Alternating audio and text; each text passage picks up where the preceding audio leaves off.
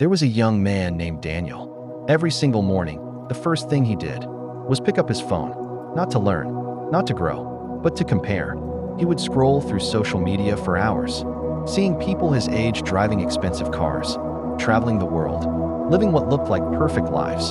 And every time he dropped his phone, he felt smaller, like he was behind in life, like he had failed before he even started. Daniel wasn't lazy. That's what hurt the most. He was trying. He was working. He was doing his best. But it never felt like enough. Because in his mind, someone else was always doing better. One afternoon, something happened. He went to visit an old man in his neighborhood. A man people didn't really pay attention to. The man didn't have fancy clothes, didn't drive a big car, didn't look successful by the world's standards. But there was something about him. Peace. A kind of peace Daniel had never felt before. So Daniel asked him, "Sir, how do you stay so calm when life isn't perfect?" The old man smiled. Not a loud laugh, just a quiet, knowing smile. And then he said something Daniel would never forget. He said, "Because I stopped comparing my life to people who are not on my journey." Daniel was confused. The old man continued, "If you plant a mango tree and a palm tree on the same day, they will not grow the same way. One will grow faster, one will take longer. But that doesn't mean one is failing. It just means they are different." Daniel stood there, silent, for the first time in a long time.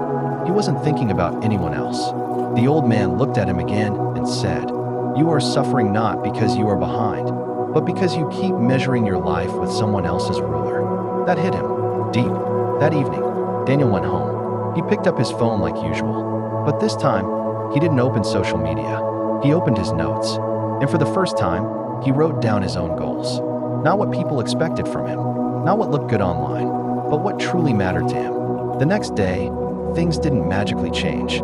He was still in the same room, still had the same problems. But something inside him was different. He was no longer racing against the world. He was walking his own path. Days turned into weeks.